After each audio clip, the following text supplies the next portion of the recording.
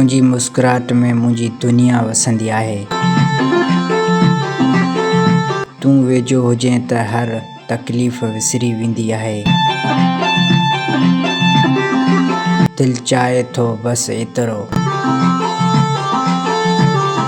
तूं वेझो हुजें ऐं मां हुजां काफ़ी दुनिया ई न हुजे।